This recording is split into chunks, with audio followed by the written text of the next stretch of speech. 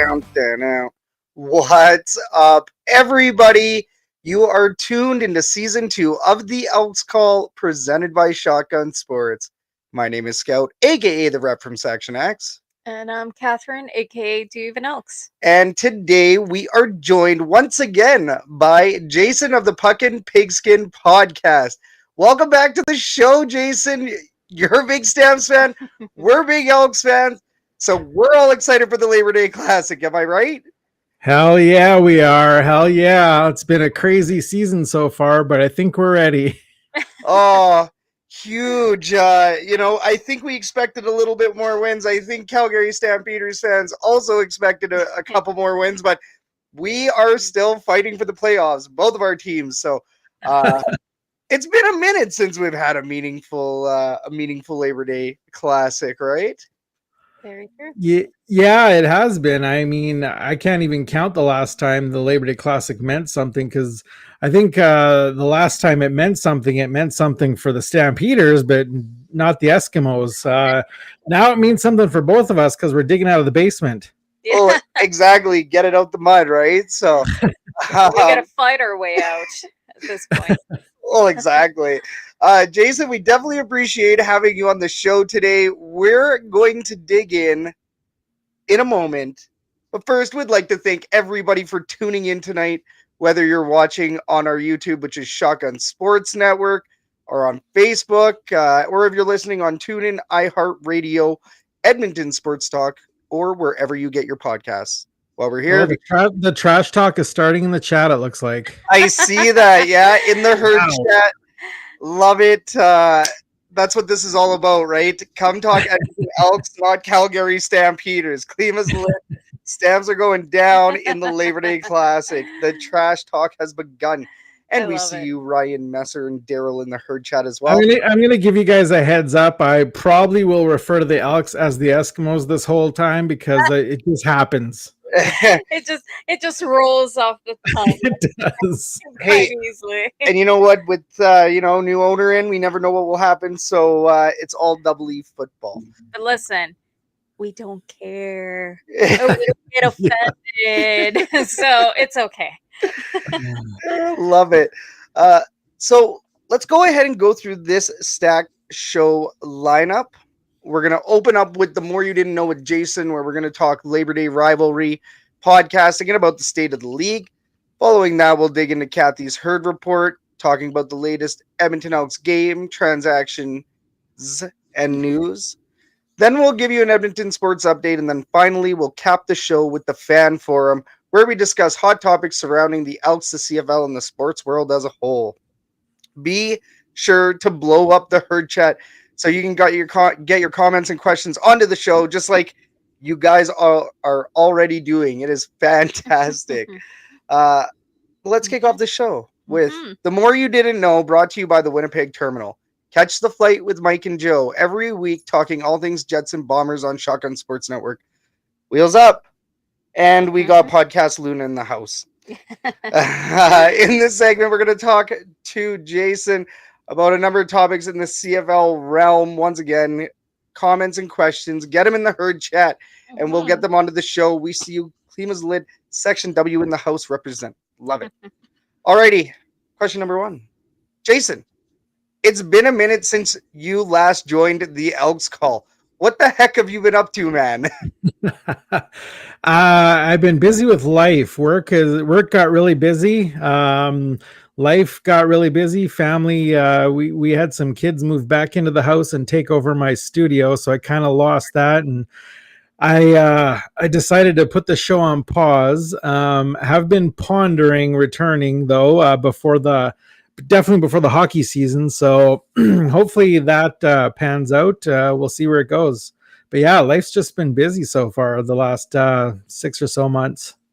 Yeah, that's fair. That's fair. You know, that's fair. Before you know it, it's going to be winter. And where the heck did 2024 go? Yeah. The football season's going to be done, and then we're going to have hockey back, and it's been a whirlwind. So we get it. But let's talk about your Stampeders a little bit. They are 4-6, and of course the Elks are 3-8, making this a very important series for both teams. When is the last time you remember Labor Day being, we already talked about this a little bit, but the last time that Labor Day was really meaningful series. Do Like you for remember that? yeah, like for both of the teams. Yeah. Yeah, I feel it hasn't really been very meaningful since Bo Levi Mitchell left Calgary, because once Bo left Calgary, their record drastically has changed a lot. So it's probably been probably at least 3 years since it's been a meaningful game for the Stampeders, at least. Well, and I would even say for the Elks or the Double E, 2019 to 2018 would be the last time both of these teams were actually playing for a playoff spot, right? Right. Actually, I'll correct you there. It was the Eskimos playing, and that's the last time the Eskimos had a meaningful season on the go. Well, pretty darn much, except for this year. I'm gonna say this year we got a little bit of meaning behind it, especially with this Labor Day Classic coming up, right? You know what? I feel like everybody here. I mean, I'm a new Elks fan, right? And by new, I mean like 3 years. And I notice that every single year, people put meaning behind these games. But it's not even about the game itself. It's not even about the results or where the team is going. It's just a story, right? Just what it is, what it's about, what it means. And that's why people put meaning behind it, not so much where the teams are going. Oh, yeah. You're absolutely right. The Labor Day Classic is always a meaningful game for the fans. It's just, there's nothing like it. No, there isn't. I like Daryl here in the herd chat. Stamps and Elks brings new meaning to hurting Alberta. We're all hurting right now. That should have been the podcast episode name. We'll rename it. Hurting Alberta. Oh my goodness, it's hilarious. John over here, 2002 was the last time the Edmonton team won back-to-back in the Labor Day Classic in Alberta. So that's once, over 20 years. Yeah, crazy. The Double E has not managed to beat the Calgary Stampeders on both games for so long. And it's a rarity to see the Edmonton Elks or the Edmonton Eskimos win in Calgary as it is. Yeah. Mm-hmm. So the Stampeders, I think, have won 10 of the last 11. So yeah, that's sad. Yeah. Well, yeah, no, that's. I'm curious to know what the result is coming back to Edmonton, though. I'm not sure. I actually tried searching for those stats and I couldn't find it. So I'd like to know what the rematch stats are like. Not that good either. I've been to all of them in the last 10 years. I can tell you that we seldom win that one. But I black them out. Yeah, we like the little device from Men in Black. Yeah. Now let's talk about this game coming up this weekend. It's going to be a huge one. We know that there's going to be some players to watch on both teams. Jason, do you have any who's your X factors? Who's your key players for this game coming up this weekend? Any players that you're specifically watching for? Well, it's funny you mention that, because I was looking at some stats the last couple of days, and I mean, the Stamps lost the game to the Argos by 14 points, but Jake Mayer threw for 373 yards.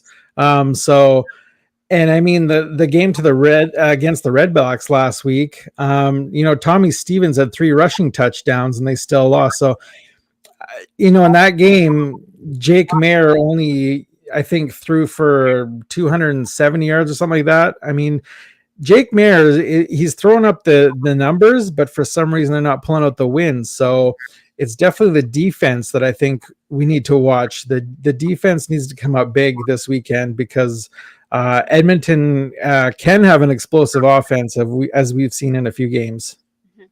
Yeah, and I would agree with that. I mean, it seems like the offense seems to be doing their job there in Calgary. Allowing those points in is going to get you every time. And we've seen Calgary have a couple of collapses this year. I've been keeping an eye because of reasons like this, because of the Labor Day Classic, right? So it's going to be a pretty critical game for both teams, but especially on defense. And I think defense for both teams, this is going to be crucial, because I mean, our offense, we seem to have a sputtering offense, right? But the defense needs to come up for those sputters. Yeah.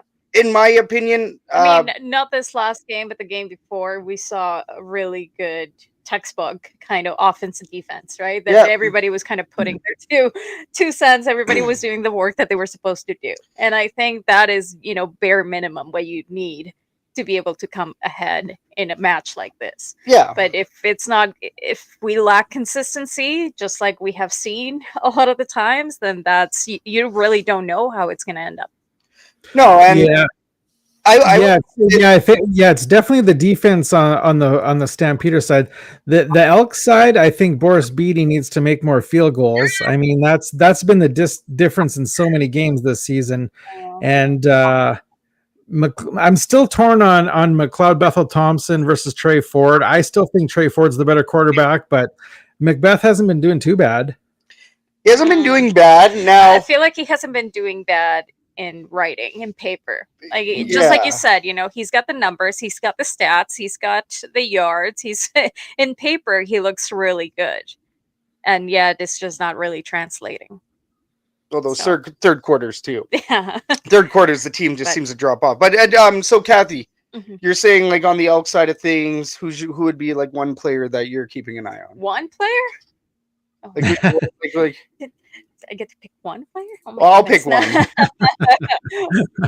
Well, it depends. I mean, for me, it's always the quarterback to watch, right? I mean, I really want Trey Ford to be in this, and after having a couple of games being away, but we haven't seen the depth chart yet. We don't know if he's going to be the one starting or not. So they start practice tomorrow. We'll find out. But outside of that, I want to see what else Kevin Brown is bringing to the table after last game. I like that. I think the running back position as well, because they had Rankin. Rankin was doing good things. Javon Leake, he was doing good things. He got injured, so you see the rise and fall of a couple running backs here. Yeah. That's easily going to be an X factor position, right? So I'm curious to know what you guys think about what you've seen from Curly Gittens Jr. I think he's looked pretty damn good. Yep. He has. But he can be an X factor for sure. Well, the thing with the wide receivers too is that we have so many good ones as well, right? With Mitchell, and we have Gino Lewis, and we have Gittens Jr., Hargy Mayala. Sorry, I always forget his name, right? So because of that, because we have so many good wide receivers, it's kind of hard to have that one star that you're always looking for, right? You know that if everything aligns and the passes are good and they're in a good position, either one of those four is going to perform wonderfully. And you have depth. Yes. So it's hard to say. I think he definitely has a little bit more chemistry with MBT than Trey Ford. I think he's been a fantastic plug and play. Like he's been basically a plug and play wide receiver. Does, gets into the gritty spots, jumps up, gets those 50-50 balls. He wins those 50-50 balls, or 90-10s, as we say, right? Yeah. So, let's check the herd chat real quick before our next question. What do we got? Last time the Elks won the rematch was in 2023, and the score was 25-23. So Queen Faithful with the kick. Oh, that was that. That was the Queen Faithful. Klima's lid here. Dean Faithful needs to be our PKer. Enough of Beatty. Yes, Dean Faithful needs to be our PKer. Yeah, I mean, that is definitely something we'll probably bring that here on our when we're talking about the last game and what happened. Yeah, I agree 1,000%. I was shocked when Faithful was let go. Well, he's on the practice roster right now, but obviously they brought in Beatty to kind of replace him basically, and it hasn't. Oh, I thought he was released. Okay. Yeah, it still hasn't been the greatest. And then poor Beatty, because he is a world-class kicker. But here you go. Yeah. He is 18-25 in field goals this year, 72%. So not good enough. And he's cost the Elks multiple games, which is true. I mean, one thing that I kind of wanted to see, but I forgot completely, is take a look at Dean Faithful's stats. right? Because I mean, he can be another one of those that he looks great on paper. We've seen some of the reels that he posts that he's, kicking field goals out of the 65 or something crazy yard line, right? So we know that he's got the talent, but there's a very big difference between having the talent and actually being able to bring that onto the field, because sometimes it's a completely different beast at that point in game scenarios. Well, and Jason, let's take a look at Rene Paredes, right? Paredes is almost automatic down there in Calgary. Yeah, I'm not sure what he's looking like this season. I haven't really paid much attention to that. Let me just pull that up here. I'm sure he's... Yeah, he is. While you're looking that up, we do have a message here from Daryl, going back to the conversation about Curly Gittens Jr. Gittens was good, but he already had Gina Lewis. Wasn't worth giving up Jake Srezna, and that's Curly Gittens Jr. wasn't worth giving up Jake Srezna. I'll complete that. We talk about this one fairly often. I miss Jake Srezna. We talk about this almost every week on this show, but it's one of those moves that I'm sure all fans are definitely missing Jake Srezna now. They're scrambling to fill that D line. We're going to talk about another Canadian that came back to the CFL today. I'm sure later on in Matthew Betts, but Klima's lead. So Rene Paredes has made 26 of 27, which is 96.3%. There you go. And that's what we should be keeping for. And I mean, Klima's slid over here is true. Dean doesn't kick the ball out of bounds, right? There's a difference between, say, throwing a field goal and missing it, because that happens. I mean, that's just something that happens, than just completely, doing things that we have seen BD do that have cost us a lot. Well, and it's interesting too. You watch Calgary, right? And you see how Rene Paredes, he has that automatic system. When it's, the 40-yarder kick, you're not worrying about it not going through. Yeah, you shouldn't. And yet we've seen BD completely miss 38-yard field goal. So we'll see what happens. But let's get back to some Labor Day Classic stuff. Jason, do you have any predictions for this weekend? Well, Edmonton's been doing really well the last 4 games. They won 3 in a row, and the last game they took the Grey Cup champs right to the bitter end and nearly won that game. So given what they've done the last 4 weeks and what the Stampeders have done the last 4 weeks, I hate to say it, but I think the edge is to the Elks for sure. Whoa, we need a yeah. I'll say it'll be a close game. Let's say 27-25 for the Elks. I like that. Interesting. We'll save ours for when we talk later on. Yes. No, but that's a pretty good prediction, and I would say that you're probably on the money, but I think it's going to be that either or, right? It's either going to be Calgary with that 27 or it's going to be the Edmonton Elks. Like I was actually shocked to see the Stampeders are slightly favored in this game. So I did see that, when I don't know if that's because of overall record or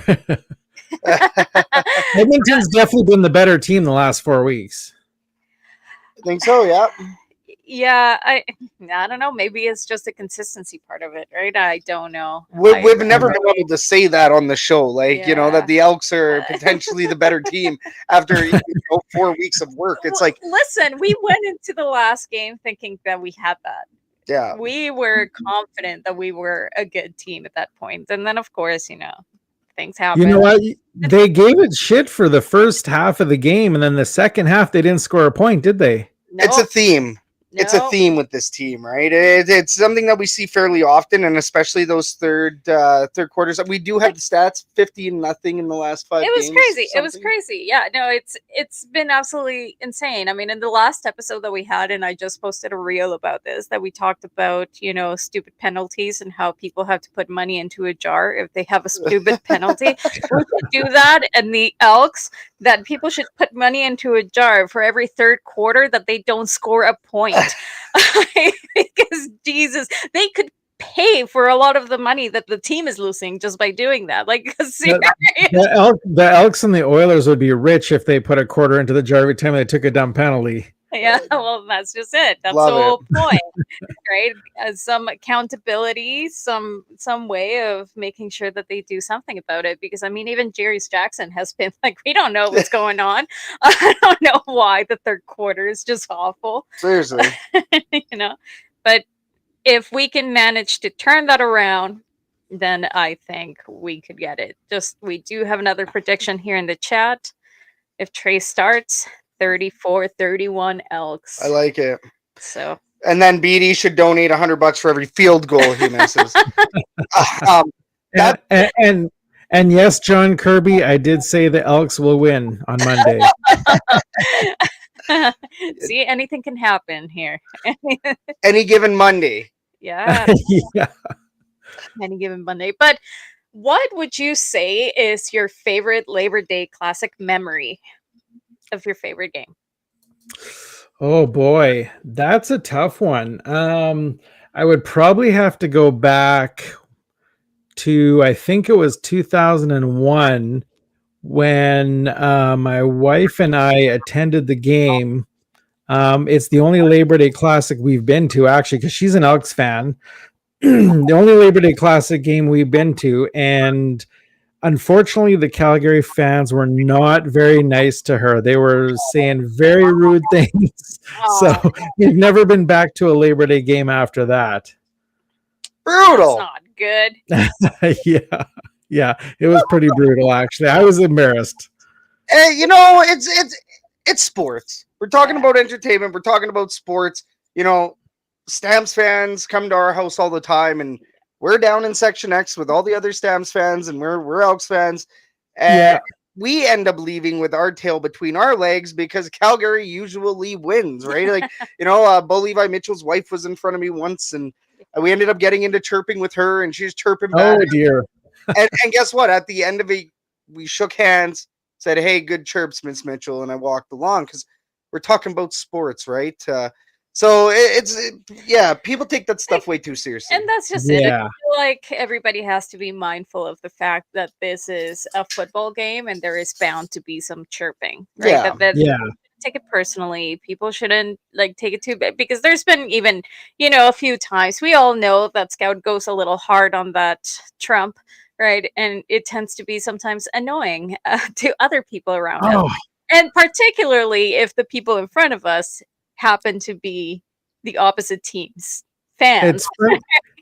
It's funny you mentioned that, because listening to the Elks game on the way home on the weekend here, and then watching the end of it here, I wanted to kill whoever was blowing that damn horn in Montreal. Oh, the Montreal horn is a completely different subject. The air horn, it's so funny how polarizing this subject is.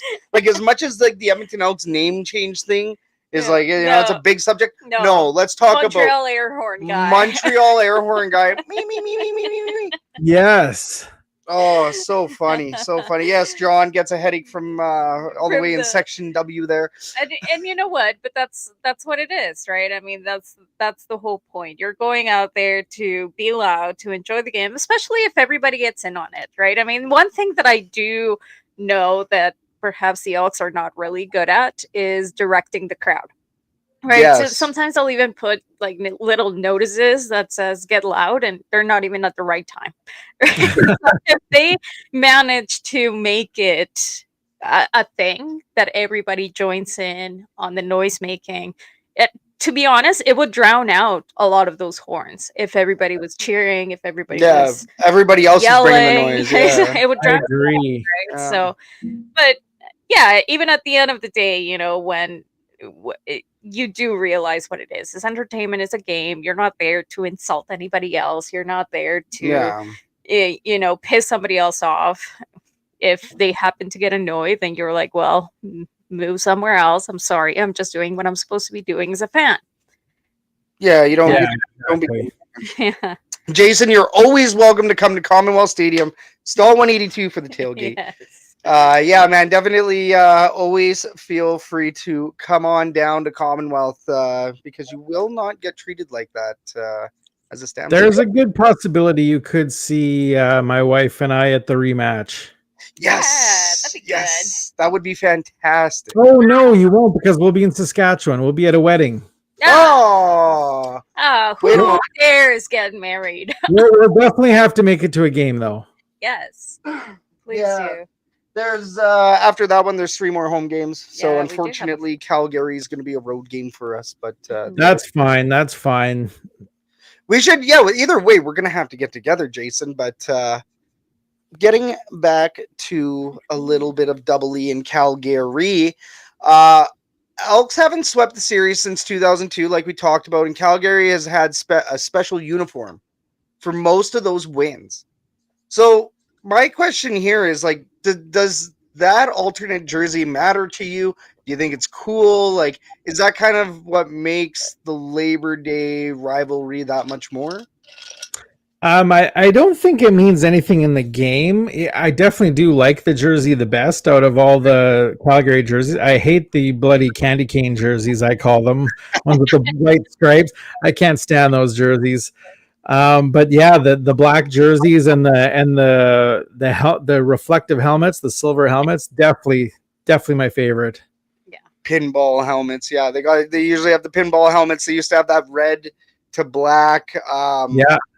It's the outlaw look, I will say the outlaw look is so freaking nice. Mm-hmm. And no wonder, right? Like, they came out with that black uniform and they're like, hey, I think I remember the story on it. Would the equivalent be that green helmet that I've seen from the Eskimos when they the Double E? Yeah. That was the signature. Dark green. That was the signature that matched the Double E's, that yeah. matches that jersey there, yeah. Yeah. Like that best. Well, most likely we're gonna see for the rematch. We'll probably see the 75th. Right. So you'll probably see that one there. Wow. Yeah. Imagine both of these jerseys. It would be the odds. It's like we really like the alternate designs around here. But yeah, no. And we'll probably see Calgary in the candy cane jerseys, I'm assuming. You know what? I will agree with that. I don't like those.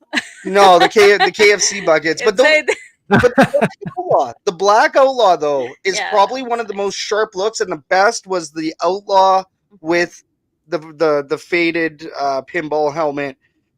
Calgary does those alternate uniforms very, very well, and I do think it gives the players a little bit of an edge. It gives you a little bit of hype.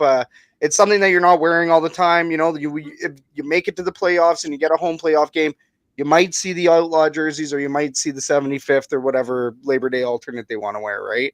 Yeah. Now, I guess Calgary doesn't really have anything alternate on top of that, right? There's nothing else that they could really go for. But the black look is it's a signature. Pretty slick. It's a signature. Yeah. How long do you think? I do remember the story, but how long do you think they've been rolling with that black one there, Jason? I remember them coming out with it because John Cornish was still with the team and he was the one modeling it. I would have to say probably, I want to say 10 years at least. Yeah, I think it's somewhere between 10 and 20. Eric Spartan here in the herd chat from Facebook. What up? Elks all white jerseys were the best match they were last year. Remember? Mm-hmm. You had the all black outlaw look, and then you had the all white with the white pants, a look that we hadn't seen for a while. That's right, the white and white. Yeah. So it was, I'd love to see that again. And the Elks have been, and a couple of other teams also have been doing the uniform watch, the preview. Here's the preview of what we're wearing on game day. So, you know what? It's merchandise. It sells. Of course, it would sell. It sells. I mean, we have John over here asking why can't Edmonton get special jerseys for the Labor Day game? Well, and I would like to dig into this, but this might be a fan forum question for later on. So we'll talk about those kind of jerseys. But Jason, Stamps, football, Flames, a little bit of Flames hockey. You're a football and hockey fan, and Puck and Pigskin is your podcast. So That's correct. It's on a little bit of a hiatus, but how has that podcasting experience been like? And do you have any plans to return Puck and Pigskin to the airwaves? Well, it's definitely been on my mind. The more I see, watching your guys' show and watching Ray and Benny. I love Ray and Benny, and I see Coach Phil once in a while, and it brings back memories, and it makes me want to do this more. So you could definitely see more Puck and Pigskin coming up, and I like having the hockey and the football because hockey is my number one sport. I gotta say, hockey is my number one sport. And I love CFL, and not a lot of people talk CFL, so it's good to have this little group that talk CFL a lot.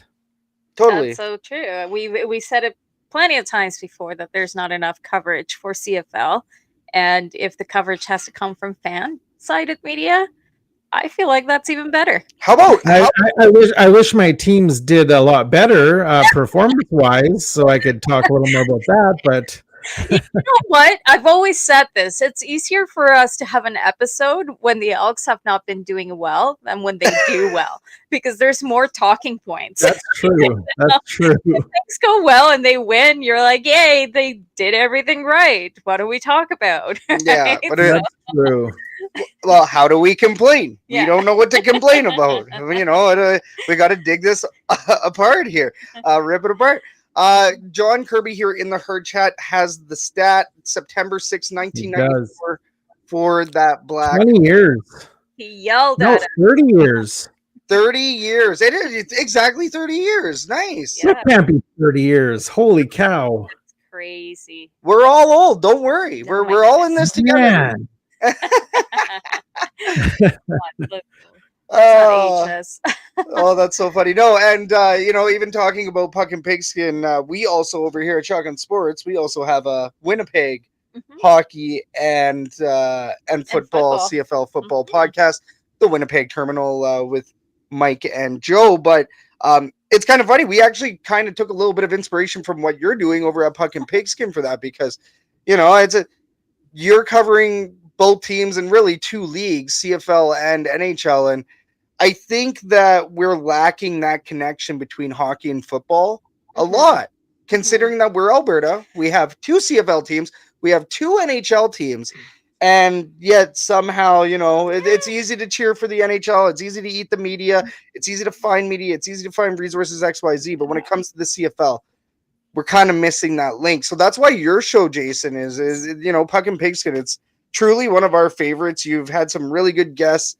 We saw that it was part of the Hockey Podcast Network and stuff like that. So, very successful. Always great to see your success, man. Yeah. I'll definitely try and mount a comeback here, and hopefully my teams will as well. Yes, no, that's always the hope, and there's always a market. I mean, I feel like here in Edmonton is a little, on the hockey side is a little oversaturated, but that's just because it's Oilers, and you expect that there's a lot of coverage, whether it is fan or not, right? But bringing it to some of the smaller leagues or not so known leagues or noticeable leagues, then yes, it's very important to have that for sure.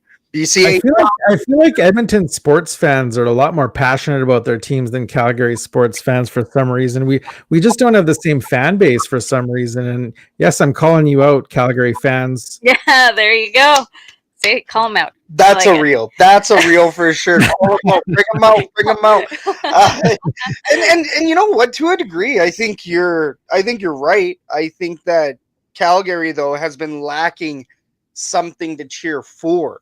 I mean, really, the last good run for the Calgary Flames was a couple years ago when they got eliminated. 2 years ago, they got eliminated by the Edmonton Oilers in the playoffs. So, you watch a defeat like that and watch your rival team beat you in the playoffs, and then your team goes unsuccessful for the next season. It's like, what are you going to cheer for? You watch the Calgary Stampeders. Yeah. They kind of hit their peak a couple years ago, and just like the Double E, they're going down a slope, and the attendance falls and everything else, and then now you're struggling to get the wins and then the attendance back. And that's a very, very similar situation to what's happening here in Edmonton with the Double E. It's just that I will admit, I know a lot more Double E fans even in the atmosphere than Calgary Stampeders, and then even just getting into, like, let's say non-mainstream here, right, talking about external media. There's nobody covering the Calgary Stampeders right now as far as podcasts goes. No. Go Stamps Go Show and yourself were the two biggest podcasts as of last year. So, Jason, you're the link, man. You're the link. And, we'd love to see you back on the airwaves. We're like all excited and it's not our show. So very, very thrilled, man. We really hope that you do get her back going and we will be there to plug it. Now, can we find you online right now during hiatus mode? Yeah, I'm on Facebook still. I got out of Twitter or X or whatever it's called these days because it was just getting too much. But yeah, I'm still on Facebook. You'll find Puck and Pigskin on TikTok and Instagram. Perfect. Is it still on YouTube as well? It's still on YouTube. Yeah. Okay, perfect. Fantastic. So once our fans are done subscribing, or our listeners are done subscribing over here, they can go over to Puck and Pigskin and they can stay tuned for potential new P&P. Return. The return. Potential. I don't want to reveal too much, but potentially September 18th. Whoa, we got a date. Holy. Whoa. Potential. That's all right. September 18th, right? So I want to make sure I had that right. We know that you're a busy guy, so we will let you go. But September 18th, potential return of Puck and Pigskin this weekend. Labor Day Classic, Calgary Stampeders versus Edmonton Elks. Jason, repping those Stamps. Man, thank you so much for swinging by the show. Anytime, guys. I love it. Awesome. Always fantastic. I'm sure we'll chat you again soon, my man. We will check you later. Cheers, Jason. Hope to see you. Excellent. Have a great night, guys. Have a great night. And that was Jason of the Puck and Pigskin podcast. I mean, big shout out to Jason. His show, we've been on his show before, and he's always good stuff, really down to earth. And as you see, I always hate it when I like Calgary fans. Like, why do they have to be nice? Why couldn't they be like, total a-holes for me to be like, see, that's why. Jason, that's why. Jason's a sweetheart, okay? Jason's a giant sweetheart. Yes. We do have a couple of things here in the herd chat. I've heard over the years with a lot of corporate offices in Calgary, there are more people in Calgary from other parts of the country. In Edmonton, more folks grew up here, so maybe that's a thing, right? With the yeah, I was gonna say that I feel like Calgary is definitely a more kind of international hub. Yeah, like I've heard that there's a lot of people that travel from overseas and work in Calgary a little bit, but that's not their permanent residency. Right. I feel like it's more of a corporate kind of place that a lot of people travel to work, but then they get out of there and they're not from there. They haven't been born there. They don't necessarily live there. So I could see that, a lot of people that perhaps live there don't adopt the local teams because they're already cheering for somebody else. Yeah, no, and I agree with that. I could see that. Now, what's interesting too is anybody that travels to Calgary, if there's a Flames game, they're going. Yeah, it's one of those things, right? You go to Calgary. Oh, did you go to the Flames game? It's a little bit different. I mean, Edmonton, sure, people are going to say, yeah, that's the only thing to do is to go to the Oilers game. But it's not like, you go to Edmonton and it's like, oh, you got to check the Oilers. Yeah, you got to make it to the Oilers game. Especially with, how prices go and everything else. Yeah. It's can't blame them. It's not a poor man's. You gotta take a second mortgage just to go to some of those games. Okay, it's not that bad. It's not that bad. And John Kirby, I see your comment. It sucks that we have no fan podcast for the Stingers, Oil Kings, and Riverhawks. Well, we'll see.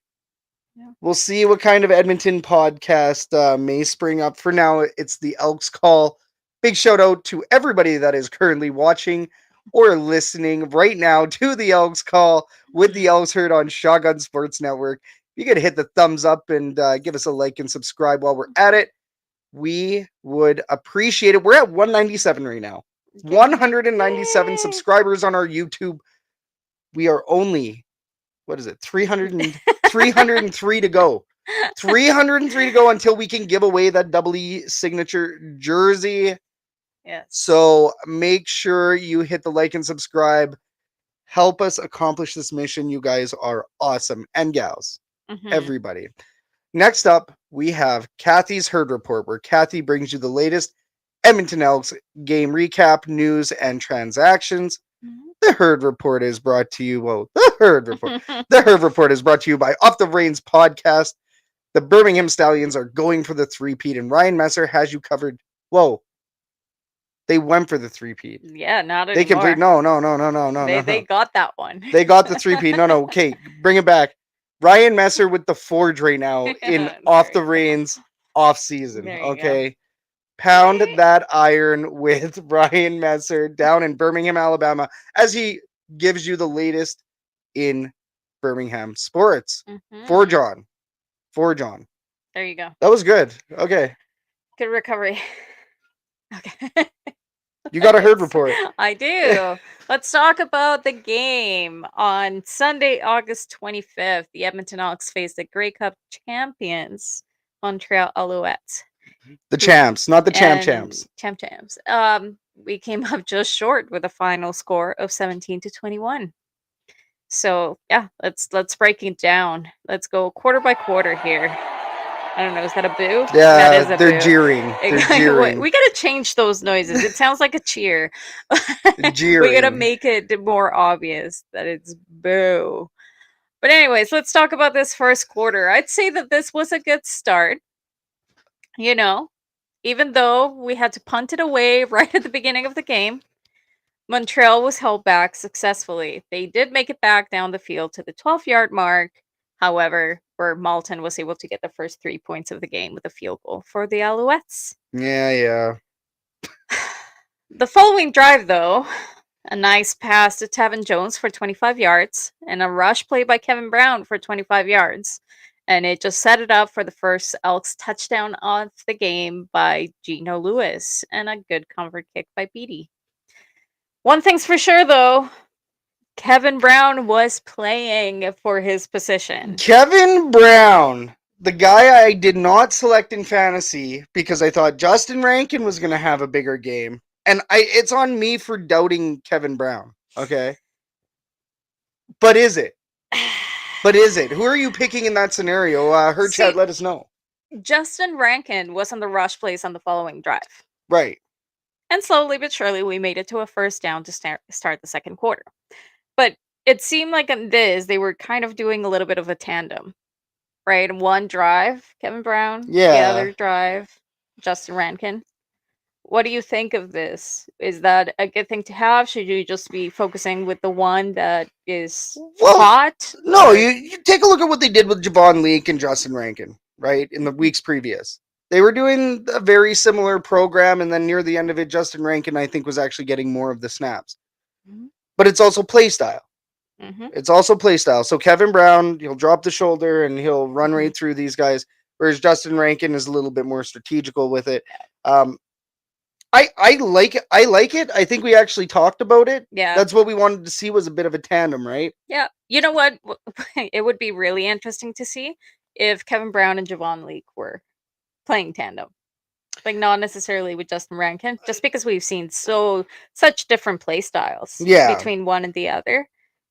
And we've talked about this as well, right? Like, if you keep the other team guessing, like, who are they going to put in? What kind of play are they going to go for? Because Kevin Brown can rush through those players like no other. Easily. Sometimes though. Sometimes, and I like what Matt says here in the Her Chat. What up, Matt Psalms? You don't lose your spot because of injury. Now, here's where the waters were murky, okay? Because you have Justin Rankin, who's performing, Javon Leake was performing, and then you have Kevin Brown come back in. Mm-hmm. This team is also playing a hot hand right now. You take a look at, Trey Ford and MBT. You look at that scenario. Mm-hmm. Jarius Jackson has no problems playing the hot hand. And that's where I was kind of going with that. You play who's hot. At the same time, you don't lose your spot because of injury. But you may have to work a little bit harder to maintain it. Yeah. And that's, I think, exactly what we saw from Kevin Brown. Like you said, he was playing for his freaking job. Yeah, he was, just for the chance to be in a starter position instead of... And maintaining it, exactly, of course.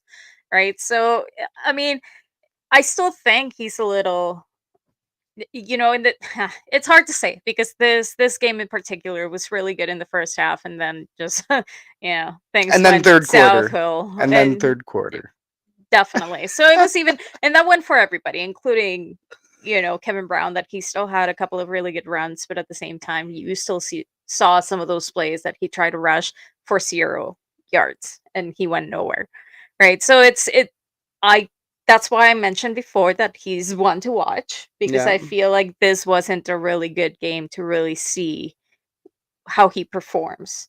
Right? He had a really good start, and then just like everybody else did in this stupid game, everything went downhill. But let's talk about the second quarter. Thanks to that first down at the end of the first quarter and a clean rush in the middle by Prukop on that 1st and 10 for a 4-yard gain, MBT was able to pass to Kittens Jr. for a second touchdown on the game.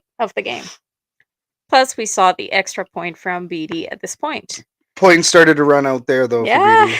On the following drive, MBT had a couple of incomplete passes, forcing us to punt the ball away, but Dubodrick Bynum? I'm not sure how to pronounce that. Bynum. He was on it and intercepted it at the Edmonton 24. The Elks were not able to capitalize, unfortunately, on this, and after yet another incomplete pass, Jake Julian punted the ball away. And like you said, things started to go downhill from this point. MBT had a sack for a loss of 8 yards. They held Montreal to another field goal during this quarter, and that's it. But even though, once again, Kevin Brown and Gino Lewis had some really good rushes, we had a time count after 3-minute warning penalty for a loss of 10 yards, which took us from the 2 to the 12-yard line. Like, horrible timing. Well, and you shouldn't be getting those time count penalties, right? No. Like, it's horrible. Rub the kitty's belly. Oh, whoa. That's aggressive. But yes, I mean, one of those like stupid penalties, right? One of those that somebody should have put that $100, in the jar for something like that, especially when you take it from the 2 to the 12. That took our chance away, really. Yeah. And at least it was good enough for BD to kick it in for a field goal here, but really. Going into the third quarter, the third quarter happened. Yeah, good old third. The Elks let Montreal have 2 touchdowns in this one. And I mean, we can be a little bit positive here and say that at least they missed both of the 2-point conversions. At least. Which is, but really, it's no wonder, though, seeing that the defense was on the field for the majority of this quarter. Really. Our defense, where were they? What were they doing? Every single drive was so short-lived in this quarter that it seemed like the Elks didn't even have the ball. Yeah, the offense failed to keep their defense on the field, right? Which is something I preach. Keep that defense on the field. Keep their defense on the field. Our offense, we had momentum, and then for whatever reason, I don't know if they're eating like fudgesicles. I don't know if they're eating like I don't know, like big greasy burgers. I don't know what happens at halftime. Yeah. 50, you're going 0-50 on points scored, and I think the stat was 5 games. I think I have it afterwards. Yeah. Like it's a disgusting amount of points left off the board, and I don't even care about getting scored on as much as I care about not scoring. Yeah. Like in this game, it was a whole half. I'm getting worked up. Well, let's talk about what happened in this third quarter for the Elks. What they actually did. They had 4 passes in totals by MBT, 2 of which were incomplete. So he went 50-50. There was a sad little rush of 3 yards by Kevin Brown, a sack for a loss of 6 yards for MBT, and that's it. Yeah. That's what we did on the third quarter. Yeah. So we probably were on the field for 5 minutes. Not even. I like Matt's idea here in the herd chat. I heard there will be an extended halftime show for the Labor Day Classic. To keep the TV time slot, the CFL will be canceling the third quarter. I think that's what the Edmonton Elks mean at this point. Just cancel it. Get rid of it. This is horrible. Doesn't exist. Holy jeez. It doesn't exist anymore because that was just absolutely horrible. Terrible. Like, it's like you say, it's not even about scoring or being scored on, because I mean, at least we held them to the 3 points for the entire quarter, but we barely held on to the ball. The defense is getting tired. They're on the field for more than half the time during that quarter. Like, what are you expecting for the rest of the game? And I did see that comment there, Daryl. Oh, Kitty Fur. I did see your comment there, Daryl. We will get to it at the end of the recap here, because you did make a really good point. For the fourth quarter, within seconds of the quarter starting, Fajardo was taken down for a loss of 4 yards by Elliott Brown. And even though they managed to score a field goal right after, at least the Elks once again held them to those 3 points for the remaining of the game. So on the following drive, MBT managed to get the ball to the 41-yard line after a couple of first downs, but unfortunately, Beatty missed that field goal. That's the one that he missed. Everybody's saying that's the TEC turning point. And although, I mean, can we really say that it is because of a field goal that the Elks lost? No, but here's the thing: you play differently, and nobody knows what happens after that field goal. Let's make that clear. It's not a game lost on one play. We've talked about momentum before, right? Once something like that happens, it's a big mistake.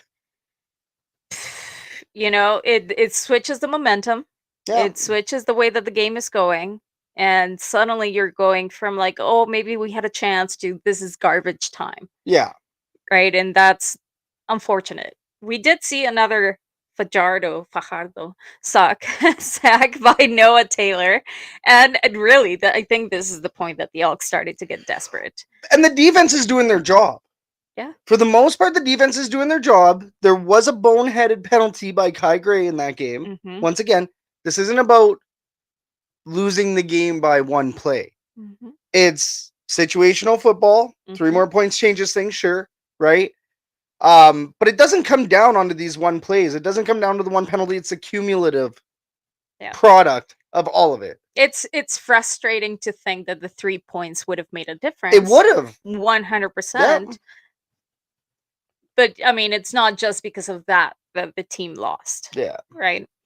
After that, at a second and 2, Prukop was brought in, and after a couple of attempts, we got a first down that would set the tone for the first drives. Kevin Brown had some solid runs, but he also did have a couple of rush down the middle for 0 yards that led to a turnover on downs at the Montreal 6-yard line.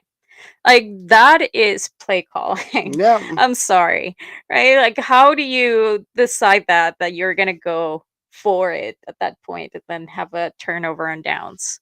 And the Elks had those 2 potential game-winning drives at the end in the red zone during the final 2 minutes. 2. They ran out of time after MBT passed to Curly Gittins Jr. when incomplete in the end zone, on the game's final play. Like we talked about it. We weren't even watching. We were at the concert. We were at the Metallica concert, and we were watching on the side. We were watching on your phone. Yeah. But even then, at that point, we turned around to each other and we said we could have had it. Could have had it. And those 2 last drives that MBT just completely messed up. It's like Matt says here in the chat. You have to finish. If you're in the red zone, you finish. Now, this team is traditionally, even under MBT, the team is good finishing in the red zone. Didn't I just have a stat last week about us being the best team in the red zone? So what the hell happened, right? That's what you got to ask. It's like, what the hell happened? But this team, like you go on those drives, you're right there. It's clutch moments for the team under MBT at pivot. I will say that the team does play a little bit different with MBT at pivot. Yeah. They do not play that risky type football. Trey Ford can go run it in, and he can. Yeah. You know what? Give MBT credit too. He freaking ran. He did a little run. Yeah. So he's trying. He's trying to do it. Play calling. Don't be predictable. Yeah. It was still so predictable for offense. It was bad. It was bad. I mean, let's talk about the bad. Okay. The Double E. Of course, they were held without a point in the third quarter and for 4th consecutive game. So in the third quarter, like you mentioned, Kai Gray The penalty was brutal. Unnecessary roughness penalty is just brutal. Dumb penalties. And Beatty, of course, he needs to hit those field goals. Like we have Clemus Lid here. Had Beatty hit the 41-yarder, we would have only needed a field goal in the last drive. 100%. It changes things, right? When you have those extra 3 points, it just changes the game itself. What do you do? How do you respond? You could be running the clock just to get that field goal at the end, and instead you're scrambling to get a touchdown, and that's an extra 30. In Beatty's case, you definitely need that. You need to get it within the 30 here, apparently. And it's been happening repeatedly. It's not the first, second, or third game that his kicking has cost us. It's a pattern. And yeah, I think he might have had a really good game or two in the past, when we won. I don't think he missed a single field goal in the previous game, not this one, but the one before. I don't think he missed anything. He got a really good game. I even made mention that, BD needed this because he's been sucking. He needed, once again, especially with Dean Faithful there in the practice roster, hungry. He's hungry for the role. He wants it so bad. Geez, maybe you should be reconsidering something. Dean Faithful might just be making an appearance, Samuel here, shout out to you. Thanks for the compliment on the Oilers hat. You want to know who I want to give a shout out to, by the way, speaking of us not getting to watch the game? Shout out to the guy that was at the Metallica concert when we were watching the game in the concourse, and he's like, the Elks heard. I listened to the show this morning. I'm like, my guy. So, yes, there were people there that were also watching on their phones. But, BD needs to hit those field goals. I think that Dean Faithful should make an appearance soon. Pull him off the practice roster. Here's the thing. You have to hold people accountable. And who knows what's going on with Boris Beatty? This is cutthroat. We've seen it. Even this with is Trey, a job. With Trey and MBT. If they... MBT wasn't doing so great. So thankfully, after a couple of changes, Chris Jones being gone, then it was like, Trey Ford, you're up. Yeah. Same thing. BD is not performing. Dean, you're up. And what kind of story would that be? Fairy tale story. Dean Faithful gets the start for the Labor Day rematch. And goes undefeated. Queen Faithful the second. Queen Faithful. Okay. Queen Faithful the second. So, yes, as Daryl says, we mentioned this before. It's just over 70%. I believe it was 72 that somebody mentioned. His peers are approaching over 90%. He is not good enough. So let's talk about what is good enough. Tevin Jones. Tevin Jones. He led the game with 67 yards receiving. And of course, Kevin Brown. He rushed for 105 yards on 16 carries. 87 rushing yards in the first 2 quarters alone. So as we mentioned, he had really, really good 2 quarters. And then just like the rest of the team, everything just... And I didn't take him in fantasy, and I selected Justin Rankin, and I will always regret this. I'm pretty sure we lost to the Turf District this week. So it is what it is. Way she goes. But there was another great point brought up by Daryl in the herd chat here. Keep going. There it is. So I think what might need a light shined on it is our O-line play. We have 3 running backs that would appear nearly interchangeable. You can't do that without exceptional run blocking for the big guys up front. I rip on the O-line so often on this show. O-line, not giving quarterbacks enough time. This O-line's been playing good. Yep. This O-line, they haven't just had one good week against BC there. Earlier on in the season, they had the honors. They got honors again. They were top O-line of the week last week.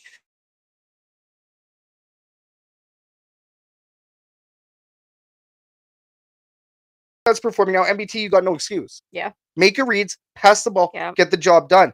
And if you're not going to do it, Trey Ford is next in line. And I mean, really, Trey Ford's going to be coming back and going into the starting role when he comes back from injury, praying that he's healthy this weekend. Hopefully. Praying. But hopefully. And yeah, Martez Ivy, I guess, on the O-line specifically, he was, I think the best one on that line. So huge props to those guys. Huge props. And we got to give the roses. We got to give credit where it's due, because these poor guys have been ripped on so badly. Well, but I mean, it's that's what happens, right? When you don't see the consistency. Yeah. When you really don't see it, right? And they got to play a little bit harder to get noticed. They got to play a little bit harder to make sure that they push through and those inconsistencies don't show. Yeah. So, well, and hey, you know what? Any sort of consistency in this town right now, for this CFL club, we'll take anything we can get.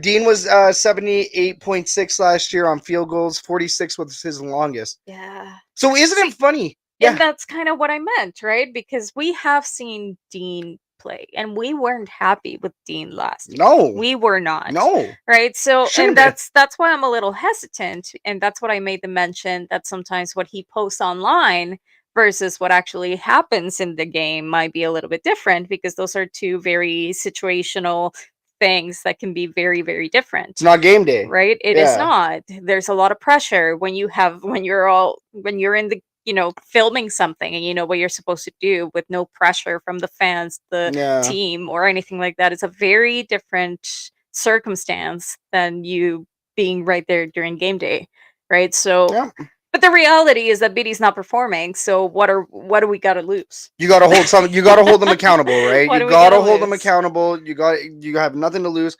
Hey, Jason in Red Deer. We know this guy. Hey, Jason, how's it going, man? Jason here in the herd chat. I agree. We need to see Old Faithful. Nice. We there you have go. Nothing to lose. He's been on the team for 1 year. He's been on the team for 1 year, and he's Old Faithful. And you know what? Maybe he's been practicing this last year, and he would be a lot better than last. And once again, see, here's the thing. Now we're in the same position as Trey Ford, and maybe even Kevin Brown, after an injury, he has something to play for, right? Because if he gets the opportunity to be a starter, kicker, then he's like, okay, well, I got to keep it. I got to keep this position now. Same deal, like you said, just like you said, same deal as Kevin Brown, right? And then same deal as well with Trey Ford. Like, I mean, we got little battles all over this roster right now, which is fantastic. That's what you want. You want your team to be competitive, right? Klima's lit here. Speaking of the Elks O-line, team has allowed 22 sacks this year, tied for fourth with Montreal, Winnipeg, and Saskatchewan, which is actually good company right now. So I'll take that. That's why the coach gets the money to make those tough decisions. Matt Psalms in the herd chat. Yeah, I mean, and we got to make it. Let's be real. We got to make it at this point. So I think that we should see a change at kick.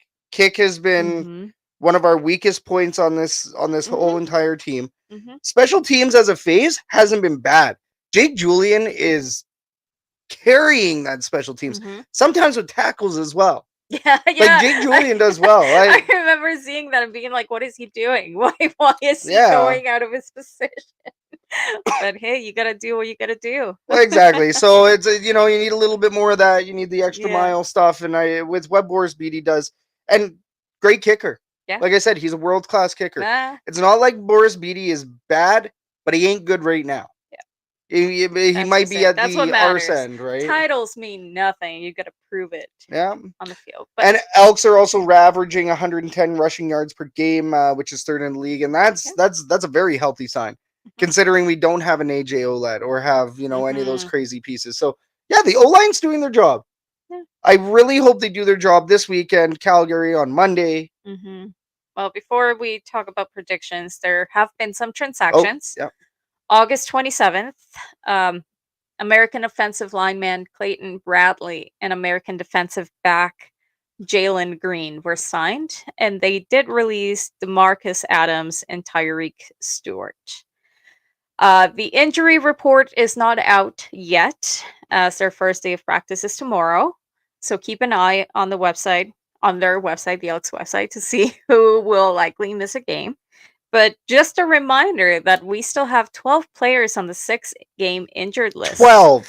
Including Sam Achpong, Antonio Alfano, Vincent Force-Monbleau, Tanner Green, Philip Grohoback, whatever, Scott Hutter, Thomas Jack Kurtula, Marcus Lewis, Romeo McKnight, Kyron Moore, Jacob Pamondon, and Josiah Shackle. Crazy. So good. yes, this team is injured right now. This team is very beat up. Find me a team right now in the CFL that isn't. Yeah, no, Every team has every team has gone through. So next really man up, badness. next man up, and Forbes Monblow. I'll tell you right now, Forbes Monblow, out of everybody on that list, he's one of the ones that I miss because he does have really good chemistry with Trey Ford. So Forbes Monblow is a big one. Tanner Green, where we don't even have a fullback right now. Nope. Jacob Plamondon was a big deal for us. T-Jack, Thomas Jack Vilia. All of them, really. Like these are all quality players. Scott Grovak, Scott Hutter. Yeah, you can miss Marcus Lewis. Yeah. Marcus Lewis out there balling alongside Kai Gray. Like, these are some really good players that we're waiting to come back from injury. If we can get these 2 wins in Calgary, this is a scary team. Yeah. Especially with some coaching, with some of the things that some of the positive shite that have been happening down at Commonwealth Stadium. Klima's lid here before we move on to our predictions. What message does it send to Dean when Beatty has been horrible and Dean still doesn't get a chance? And what question did it send? What impression or message did it send to Ford when he was also being held back for the same reasons with MBT? Right? It's like, it's hard. It's hard. I feel like the departure of Chris Jones opened that up for the Trey Ford kind of worms, conversation. But it is pretty much the exact same thing with Beatty and Dean. Like, why do we keep giving chances to Boris Beatty? Well, some of this is salary. I will tell you, there's a couple weird pieces here. So global roster spot. Because Boris Beatty, from what I know, is our designated American. So there's an exemption there. And then Dean Faithful is a global roster spot. So you need to have that global spot open on the roster in order to have him. Have that Japanese and we have guy, right? Les Moreau. Les Moreau. Thank you. Yeah. Friend of the herd. Les Moreau. But they have to take him out of the roster to put Dean. You would have to put him on the practice roster, and we also have Tiva Malga Clements. Right. Oh. So we have global roster spots that are taken up right now, and people, as much as why can't you have more than just the one or two? Because there's ratios. Remember, Canadian ratio, American ratio. So you have to have X amount of Canadians to Americans, and then that seems silly. Though it has nothing to do with talent and everything to do with Randy Ambrosi. Wow. Okay, I didn't know that. I don't like that. You might want to look into that one there, babe. But yeah, no, it's unfortunately isn't Beatty from France. So yes, Beatty's from France, and I believe he played in U Sports. Yet I think he's a designated American. Designated. Like there's some really weird stuff behind. He identifies as American. There's some weird stuff with all of that. Yeah, it's yeah. Don't get me started, because I looked at that as well, and I'm like, this doesn't make sense. Beatty's from France, right? But then I saw that he's DA on the depth chart. So weird. Yeah, there's I don't know why he doesn't qualify for whatever reason. I don't know if it's because of after the global they brought in the global stuff. But even then, like, Dean Faithful is like 30, 36, 37, 38. So really, I don't get it either. Trust me, my friends, I don't get it either. It's a little bit confusing. But what comes next? Let's talk about Labor Day. Monday, September 2nd, 4 p.m. Edmonton plays at Calgary. Calgary Stampeders versus Edmonton Elks. What is your prediction? I will say it's going to be, this is an if Ford plays sort of thing. And Klima's lid, I'm going to look into this because I am just as confused. French professional Canadian football place kicker. Canadians. And he is from France, but his CFL status is American. And the Edmonton Elks have him as designated American, I believe, on the depth chart. Like, what kind of backwards paperwork had to be done for that? Jeez. Well, he should be in a global spot, and then that way, anyways. But getting back to this Labor Day Classic, which is a huge deal. If Trey Ford is playing this game, and yes, he did play at Laval. I know, Klima's lid. I know. 30-20. Let's say 30-20. If Trey Ford plays this weekend, What if MBT plays? If MBT plays, 30-20 for Calgary. Wow. Okay, no.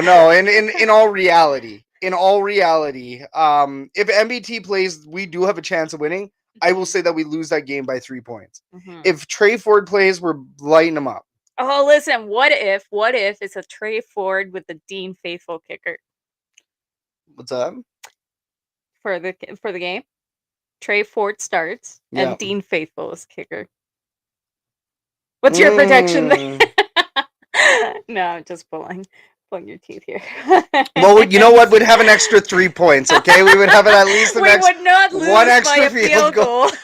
We would not lose by a field goal. I like Daryl's positivity. Elks win with either quarterback. Our running game will shred Calgary's front four. Very true. Exactly. How about all 4 of those legs on quick 6? Get that horse out of here. Bring him to the glue factory. Take him back up here to the meat packing plan, the packing district up here. Shred him up, and okay, we're getting a little bit too intense about this quick 6, but yeah, either way, I want to see a win, and sweeping this weekend would be a dream come true for Edmonton Elks fans. That would be. And I mean, we haven't seen this sweep, like we said, since 2002. 2002. It has been 22 years? Crazy. It has been 22 years since the Double E has swept against Calgary in the CFL. We got a problem here. We got to fix it. And Trey Ford right now is going to be the biggest X factor for this team. As of this moment, it's Trey Ford watch. If you aren't watching for Trey Ford's health status, which I can tell you that I am, I was under the impression that the Edmonton Elks were holding off on bringing him back until he was healthy for the Labor Day Classic. Right. That doesn't look so good anymore. Yeah, we'll see. Haven't heard anything. Haven't seen anything. It's not looking good. He's traveling with the team, but he's not practicing. Well, tomorrow. Tomorrow you'll see. Tomorrow you'll find out when they pull out the injured list to see if he's available or not. So very stressful. I think this team does have a better chance of winning with Trey Ford, but it's only because of what he brings, right? Out of the defense, out of the other team's defense. Yep. And I think that MBT can win. I would love to see MBT win. I would like to see him get another starters win. It's not that he's unable. He's a very, very good. He's not unable. He's a very, very, very good quarterback. He's just not excelling in those critical moments. It's the critical moments that seem to slip away. It's also the entire team at the third quarter. Yeah. Like keys to the game. Key number 1, make it out of the locker room at halftime. Key number 2, play with some energy, play with a little bit of life. And then number 3, score in the third quarter. Stop getting ran over in the third quarter. Stop letting defenses pick you apart and capitalize. Remember the win 2 games ago? In Hamilton, I want to say, was it? At Hamilton. They hit hard. Yep. They hit hard. Yep. They were playing like Larry Thompson was breathing down their necks. Yeah. They need to do that in Calgary. Yep. That's and obviously don't we're not going to cheer for injuries or anything, but you could see how hard they were hitting and how hard they were playing. We need to see that intensity. It's Calgary. They got their black outlaw jerseys on. Muck them up. So it's going to be a good one. Really, really excited for it. What's your game prediction? I never give my game prediction. I know, but, and I always ask. No. Okay, well, if there is no game prediction, how about we give you guys a little Edmonton sports update?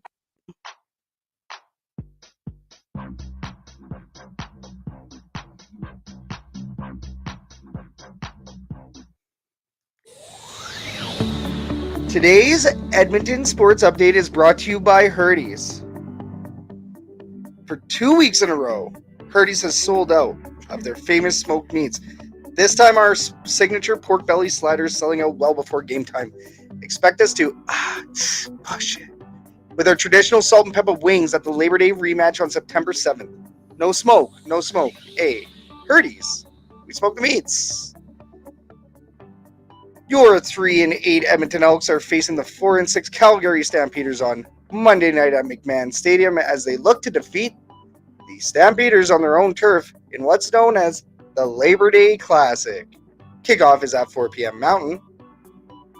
The Oil Kings have opened up their training camp to start the 2024 to 2025 WHL season.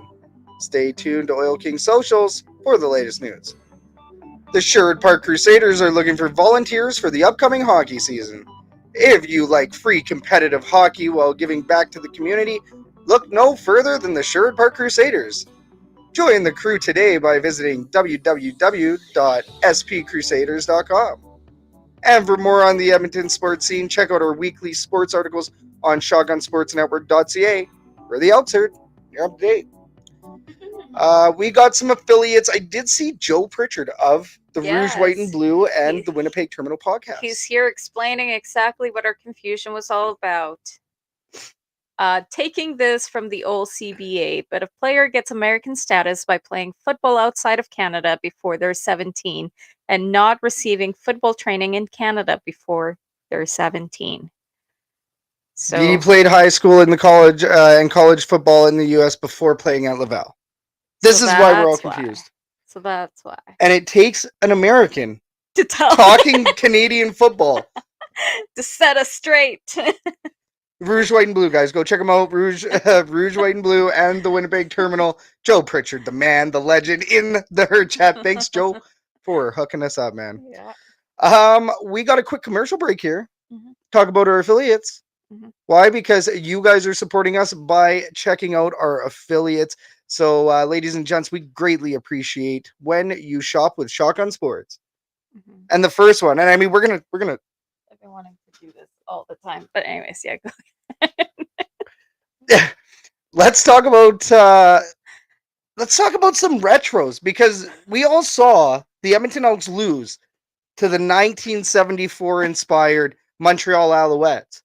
That jersey, it's available over at royalretros.com. That was a nice jersey. Code Shotgun Sports for 10% off over at Royal Retros. You can go get any throwback you want. And yes, they have that 1974 Montreal Alouettes throwback. Me personally, I don't care for that throwback, but I like the number 1 Warren Moon inspired green and gold replica 1980s legendary jersey. So I like that one, and I think you do too, Kathy. I don't think you're too particular for that Montreal one, but like we said, you want any retro, including Calgary's retros too. I believe it's called the Horseman jersey, but say no to Calgary. ABC, anybody but Calgary. Fanatics, we all know Fanatics. If you shop at Fanatics and you hit our link instead of hitting any other link, you are supporting the network. So if you make a purchase, please use our link, shop with Shotgun Sports and Fanatics. And then breaking news. This is like a breaking news, I think, for this one. Yeah. Breaking news. Ladies and gentlemen, we are reaching the end of one of the deodorant bars. One of the deodorant bars is almost done. The lather deodorant bars are running down. It is crazy. 5 months? 5 months. 5 months. I'll go take a look at my receipt. I'll show everybody on the show so that you guys do not, guys and gals, don't think I'm crazy. But yeah, that lather deodorant, it sure works. You want some? 20% off. We got it. Code Shotgun 20, right? Shotgun Sports 20, all caps, no spaces. If you want some of that fine lather, it's lather without the ELATHR.com. Smell damn good. Smell damn good with lather. It's amazing. Okay, now we actually do have some pretty big news here. As our listeners may know, we have a tailgate chili cook-off coming up. October 5th against the Saskatchewan Roughriders.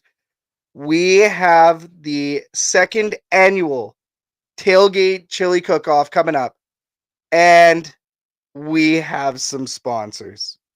We have some sponsors. Did just talk to a couple of them today, and I will let everybody here know that this year's 2024 Tailgate Chili Cook-Off is going to be presented by the Elks Herd, the Turf District Podcast, our friends at You Need a Barbecue, and what about Edmonton Sports Talk? We got EST on board for this. They're going to be supplying a prize package and giving a couple shout outs here. So we're pretty much finalized on that so we can talk about it. So it's very exciting. It's going to be really good stuff. Matt, how do you get to be a judge? We will give you that information. We'll make sure to have some handouts and everything at the tailgate just to make sure that everybody's aware of how it's going to work.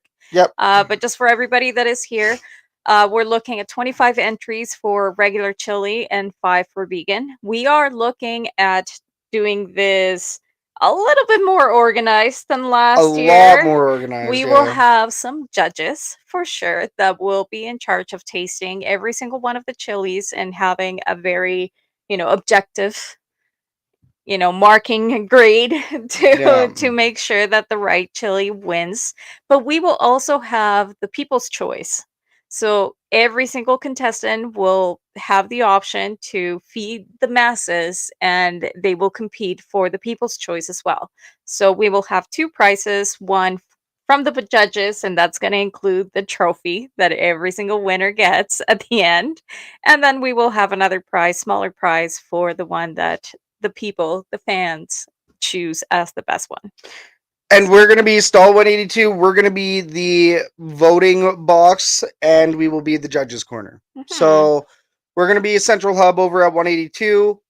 Like we said, there's going to be 25 main chilies. It's going to be a lottery system. We have a feeling that we will get more than 30 entries total for everything. So, very exciting. We're going to do a vegan, like we said, a vegan version. Probably do a version for Len as well. Make it celiac friendly and all that. Yep. So it's going to be a really exciting event, like it always is.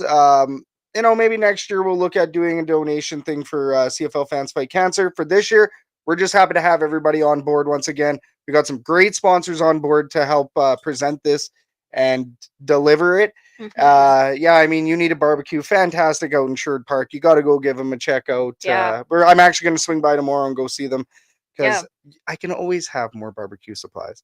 And like I say, we'll go around the tailgate on the Saturday, the home game, the next home game, with a little bit more information, some handouts, some pamphlets, some flyers, whatever it may be, just with the information on how to approach us if you're interested of becoming a judge, being a judge, and also if you're interested in competing.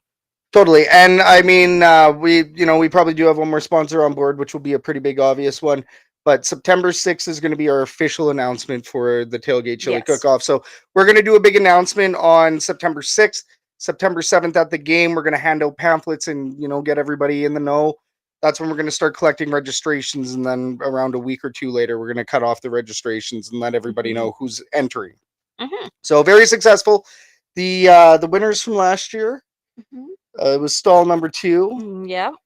I forget their names. I forget the name of at this very moment, but the winners last year, they put on a great show, and this year we'll also have a little bit of a different judging criteria as well. We'll try to make it a little bit more about presentation and things like that. So we'll have some fun. We got to keep some mystery here, so we're not going to tell you everything, but very, very cool, very exciting. Like we said, Matt, we're going to get you that info, and I like your idea there, John Kirby, in the herd chat.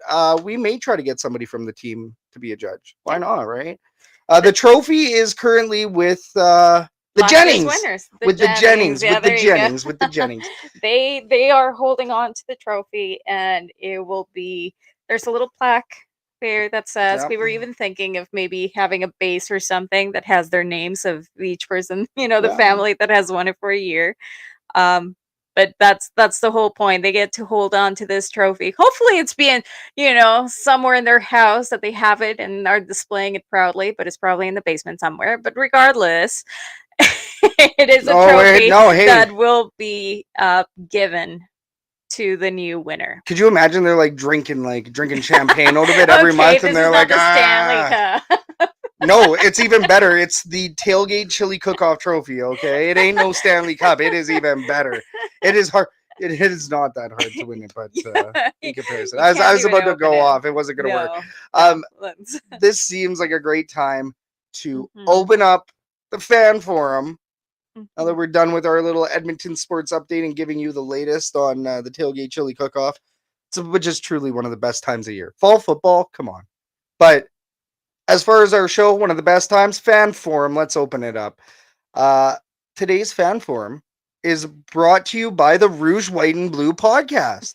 Americans talking Canadian football, Oz and Joe, can be seen on Shotgun Sports Network, bringing their audibles to your screens. Everyone's favorite point, white and blue. Not lately, if you ask. We're about to get into it. We're about to get into it. Nice. So we are opening up this fan forum. In this segment, we talk about hot topics surrounding the Edmonton Elks and the CFL as a whole. Herd chat, blow it up. Please blow it up, because we got to get your comments onto the show. I see this question about the green and gold hot dog here, John. I'll quickly address it because you have asked a couple on this, and I do not want to lose it again. And, Joe Pritchard, by the way. Let's go through John's, and then we'll get to Joe. I get too excited about the herd chat at this time of night. So the green and gold hot dog. We talked to somebody at Commonwealth Stadium, and they had exclaimed that the green and gold hot dog has been discontinued. I told you that at the beginning of the season when I went up, and it was no longer on the menu. But I didn't believe you. Yeah. So, actually, I did believe you, and then I had some beverages at Metallica. And then you forgot about it. And then I forgot about it, and then I came back out, and I'm like, hey, did you know that the green and gold hot dog is gone? And you're like, yes, I told you about it a while ago.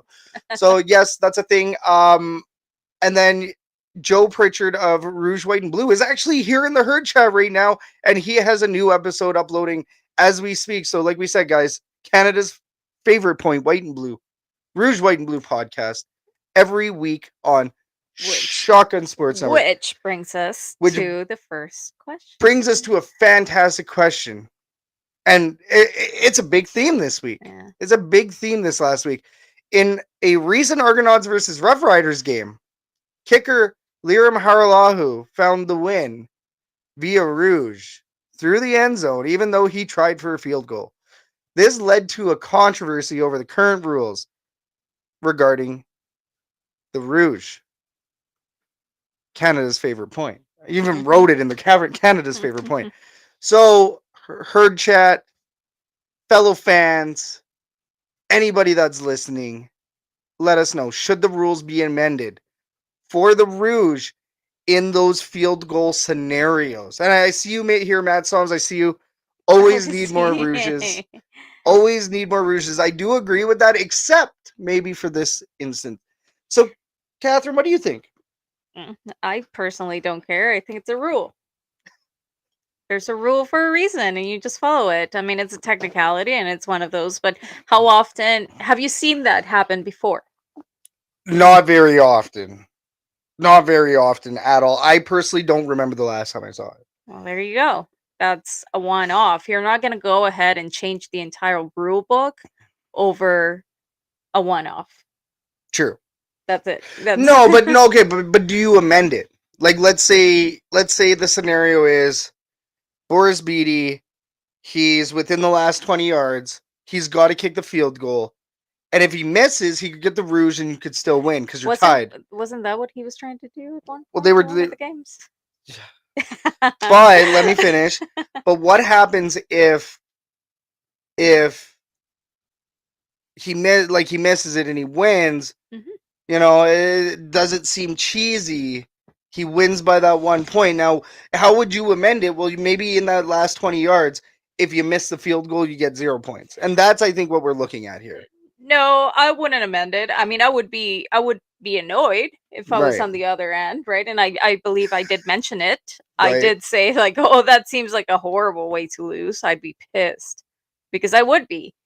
But it's still something that happens. That can happen. That it's still a point. It is in the rule book. It's what happens. It makes it a very Canadian thing. We've talked about it. That's all it is, right? It's there. There's a rule for a reason. That's what it is. So sorry, like it just scratched me. Anyways, so I'd be pissed, but it's there for a reason. Well, and I like what Matt Som says here in the herd chat. No, if it's a point in the first quarter, it's a point in the last. Yeah. Now, why I bring this up is because that has been discussed. Do we amend the Rouge? Do we make a change to this rule? And we've seen Milt Stiegel go off on it. We've seen so many pundits and so many media members go off on the cheesy Rouge. Yeah. I'm just gonna call it if we're gonna call it something. We're gonna call it a cheesy Rouge, but it's still a Rouge. It's still a Rouge. It's still a Rouge. It's still a point. It's still a point. Doesn't matter. Yeah. It's so Beatty can't get it through 20-yard end zone. Jeez. Beatty can't get it. So savage. End zone. There is no love for Beatty in this herd chat. Listen, it's not like he tried for that. I'm pretty sure that's what he was trying to do at one point at that game, that he completely missed it, and it went out of bounds. It went out of bounds. It was the home game. I'm pretty sure that's what he was trying to do. But at that point, if it had been successful, as an Elks fan, you would have been like, yeah, that counted. Oh, now, but here's the thing, though, is that he was going on a kickoff. That's different. Mm-hmm. So the play that you're specifically talking about, it was on a kickoff. It wasn't going for a field goal. It's still, but this it's is still the a situation. kick, and it's still ending. It's a Rouge. Matt Soms would agree with you here. Exactly. That's true. It's I don't think it should be amended. I mean, and once again, if this is something that happened more often, then maybe. Right. If this is something that you saw quite a few times and you were like, well, yeah, maybe we have a problem here, then that's when you talk about amending. But when it's a one-off, then you just let it happen and you're just pissed as a fan of the opposing team. Now, what about this? What about this? So you're pissed off at that Rouge. Mm-hmm.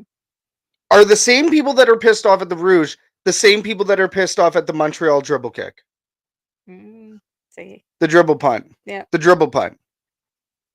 Well, is that like a trick play? Yeah. Right? Yeah. Would you consider this to be a trick play? No. And the dribble kick is a little bit different. That is cheesy. I will say that's so. But the rules are there. The rules are the rules, and they have to make those changes. Now, before we close the fan forum, because we are running over, we have a good question here from John, and everybody seems to be talking about it here in the herd chat. So why don't we just throw it under the show here? Mm-hmm. If Larry, the new owner, came up to you guys or girls and asked, what do you want added to the stadium, or what do you want taken away from the stadium or fixed in reference to Commonwealth, what would it be? Herd chat. I see you guys talking in here. Let's go through this. We got Daryl. Daryl said, get rid of clear plastic bags. I know it's a city mandate, but that's my answer. I like that. So the answer is Larry buys Commonwealth. That's actually that's the most plausible. Well, not plausible. That's the most viable solution if you want those kind of wholesale changes. Yeah. We have famous lid over here. Restore the pre-game fan rules video with the busser. That was hilarious, and my kids loved it. Yes, don't blow your neighbors' heads off. And I don't think I've ever seen that. You haven't seen that video? I don't think you didn't see the video where the little horn he blows the guy's head off and the head rolls. No, the little stick figures. No, I never saw that. I've never seen it. There you go, Klima's lid. He's tapping some data banks here. Add a few wins. Yeah, I mean, yeah. That's not really anything to do with the stadium, but yeah, I mean, we could though. We should. Tarp the upper deck so it doesn't look so empty. Yeah, and I think that the tarp treatment should have happened. Listen, real estate, marketing, sell that for ad purposes, for sponsors to put their mark on those tarps in the upper deck. Get some more money, get something going on instead of it. Yeah, because I agree, it does look pretty empty. But if they tarp it and it just selling advertisements, those cost a pretty penny. They could get some money back into the stadium themselves. Totally. And you take a look at, like, let's say with what BC does with theirs, and BC, they find a way to close off that upper bowl, right? Mm-hmm. So it's not such a distraction. So you're not going up. And I will agree. I look up and it makes me think of like 2015 Western Finals. Like, that's what happens for me when I'm sitting there. I'm looking at all the other memories I used to have with an upper bowl, and now with it not being tarped off, just have the seats there. It's sterile. It's sterile, right? It's a little bit sterile. Like, and I remember that there was some talk from the organization that they didn't want to tarp it off because they believe that, you know, it costs money. Obviously, they don't want to spend money right now, or at least they didn't want to. And they also didn't like how it looked, but that's what they said. I mean, that's fair. It would look a little no, off, I think, but you weren't there when they had the tarps, eh? oh no, They One Empire tarps. oh, I'd love to know where those One Empire tarps are, but they had One Empire tarps with, like, you know, Edmonton Sun and TELUS. I believe TELUS was a major sponsor for those upper bowl tarps. They had no problem spending money for on the promo side of it, but we should be doing something with that upper bowl to make it a little bit more friendly until we get the fans in there. And if you win, like Matt Som said, we'll get the fans. Now, building a new stadium, I want to quickly talk about this before we close the fan forum. There's a lot of speculation on the Edmonton Elks getting a new stadium. I believe that Larry Thompson is very, very interested in throwing some money into Commonwealth Stadium, which in partnership with the city. Right, that's great. But the talk in the town has been that we are going to be seeing a 30K stadium, like a 30K, 30 to 40K stadium. Built? Yes, yeah. But if we get a new stadium, it's going to be a 30 to 40K, or just like Saskatchewan has. Yeah, but listen, we wouldn't have any more Metallica. That's it. Metallica, for this no repeat weekend tour that they did, they selected very chosen spots. Crazy crowd. Fantastic crowd. Fantastic. Except for there's an incident that happened. So yeah, no. But I mean, in terms of like sheer volume. Tons of people. So many people, right? So you see Commonwealth Stadium alive. When you see that, it gives you mixed feelings, right? Like, I can tell you that you're excited in the moment and everything.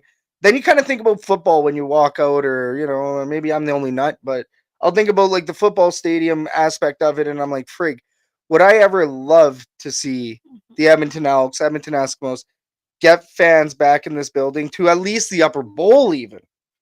But without Commonwealth Stadium, you don't get a Metallica, you don't get an AC/DC, you don't get Pink this weekend, you don't get the Pope, apparently. You know, what else without Commonwealth Stadium? Like, Monster Jam. If it hadn't been for silly city decisions, we would have had FIFA. Could have had FIFA. Oh, it was province, but there's a lot. There's a lot. FIFA as well. FIFA as well. You know, that's what I mean, though. Is like the stadium itself, and the stadium is a historical landmark here in Edmonton. We're already getting rid of so many historical landmarks. Why there's not a lot of that here. Here in Edmonton, we love to get rid of our history. Why would you want to get rid of something like that with so much rich history? Well, and the other thing too is, yes, you are correct there, Klima's Lid, but the other thing too is, you know, it's a crown jewel in the West. It's the most northern, or at least one of the most northern 50K or 50K capacity stadiums. Like, it's a blessing that bands like Metallica look at our stadium and say, holy cow, like, you know, we like to play here. We want to play here. You had double E's in the background of Metallica that whole night. Yeah. It's the coolest atmosphere. And for us to want to downgrade and to downsize, maybe it's an upgrade in certain departments, sure, you know, modernization and everything else, but it's such a downgrade. We have a world-class venue, and you're taking the world class out of it, and then it's going to be a Canadian class venue. And that's not put the money in it. It's like $500 million. It's $500 million to tear that thing down. Yeah. Well, then look at freaking Rexall. Yeah, it's still standing. Still there. It's ugly, and it's like you drive by it, and you're like, why is it still there? Because it's so expensive to tear it down. Yeah. Right? And it's just why not put that kind of money into renovating a little bit of the stadium that is currently there. You know what I want to see now that, perhaps I'm just getting older and I'm a little bit more irritable with certain things? A roof. That'd be nice. Listen, you're never gonna move away from Section X, and then you know how much heat it gets. Here we go. Here we go with this roof combo again. Build a dome on it. Build a dome. It's do what the Blue Jays do, like one that just moves. It would be cool. It was like I've said before on the show. Commonwealth Stadium was designed to have a roof expanded, roof expansion, a roof expanded upon it. But with how much money it will cost now that's $500 million. Yeah, I'll tell you what's $500 million real quick. That roof. If you want there that roof, you go. Bring back the grass. Real grass. All natural grass. We were known. So Commonwealth Stadium was well known for having such fantastic playing turf. And here we are now with the AstroTurf or the field turf, whatever it may be out there. That is, you can see the patches where it's pretty shaven down from football play over the years. So I mean, there's a lot of upgrades. I like there's a couple other ones in here. I saw that Matt Soms also had mentioned, hey, why don't we move the seats closer? You get rid of that ring, move the seats closer to the actual field, right? Move fans closer. It's just up there. Move fan seats closer to the field. Yeah. So that's what Matt Soms was saying. I agree with that one. And then what else? When the Double E starts winning again, we'll fill Commonwealth Stadium, modernize some aspects of the stadium, and we're good. Yeah. And that's what I think. Add a better show, add a better light show, get a better audio system. The audio system still sucks. I don't care about the POS machines. They take my money no matter what. Yeah. Do we really have lineup problems right now in Commonwealth Stadium for Elks games? No. And it's not like the POS systems magically fixed everything that was wrong with Heritage Classic. Because everything that happened with the Heritage Classic, with the congestion and stuff, it was all still there for Metallica. The POS systems didn't magically cut all the lines in half. It made things a little bit faster, and that was it. So I want to see real upgrades. I hope they do real upgrades. I know that there's concrete that's cracked. I know there's steps that talk to you as you walk up them. I know that you know which one I'm talking about, right? In section, yeah. So there's some weird, quirky things right now around the stadium. Give it the Double E enhancement. I know they're going to be moving away from this Elks logo here soon, so there's going to be Double E's plastered everywhere. It'll be nice to see what the stadium looks like under a full year one of Larry Thompson, like going in, like, let's say for next season. I'm already excited for next season. We haven't even finished this one up yet. So, very, very exciting. The team has nowhere to go but up. And right now, the Edmonton Elks, despite having lost one in the last 4 games, they've won 3. We can say that as Elks fans. In the last 4 games, the Elks have won 3. So we're going into Labor Day. It's huge. All focus is on Labor Day. Last comment here from John Kirby before we close down the fan forum. I went to Nitro Circus at the stadium, and the seats for Nitro Circuits were the upper bowl only. I can tell you the reasoning for that. The reasoning is because of the jumps that they do. If you're too low, you'll actually miss the jumps at certain angles. So that's why they'll seat you a little bit higher up in the rows. So I was there. Great. It was awesome. Gonna stomp the Stamps. This weekend is all about stomping the Stamps. Don't ever forget your ABCs. Anyone but Calgary. The Double E's got it. And it's been 22 years. It's been 22 years since we've swept this series. This fan base has not had anything to cheer for under the Edmonton Elks moniker. We are starting to get the wins. This is the most important Labor Day classic that we have seen yet as Double E Edmonton Elks fans. Even under Edmonton Eskimos, it's been so many years. It's been over 5 years since we've seen a meaningful Labor Day rematch. Oh, Derek, shout out to you from the 780, buddy. Shouting out from the 403, Derek. My ungulate is bigger than yours. Go Elks. Matt Soms in the herd chat. I like that one. I laughed earlier when I saw it there. Go Stamps, go. Oh man, Derek, we liked you. We still like you, Derek. Yeah, we like all CFL fans, even Stamps fans. No, it's going to be a really, really exciting one. Shout out to whoever is going down to Calgary for the Labor Day Classic, whether you are a Stamps or an Elks fan. Going to be a really good time. Hope to see like 25K there. Really want to see 25K. Really want to see a big turnout for the Calgary Stampeders. But for us, that's all the time we have for tonight, everybody. We'd like to thank Jason from Puck and Pigskin for joining us on the show. This was an awesome night talking football. We'd like to thank you, the viewer, for tuning into the show, whether you're watching on Facebook or on YouTube, which is Shotgun Sports Network, or if you're listening on TuneIn, iHeartRadio, or Edmonton Sports Talk, or Apple Podcasts or Spotify, or wherever you get your podcasts. We salute you for tuning in. Give us a like and subscribe if you enjoyed tonight's show. Derek, Trey Ford for Mob Duty, Chris Jones, janitorial, Chris Jones thought so. This guy is chirping. So I think the Edmonton Elks really need to beat the Stamps this weekend. Ladies and gentlemen, my name is Scout, aka the Rev from Section X. And I'm Catherine, aka Do You Even Elks? We are the Elks Herd. This was the Elks Call. Don't forget your ABCs. Anybody but Calgary. We will see you all on the next episode to get you primed for the Labor Day rematch. Go Elks. Cheers, everybody. Have a good night.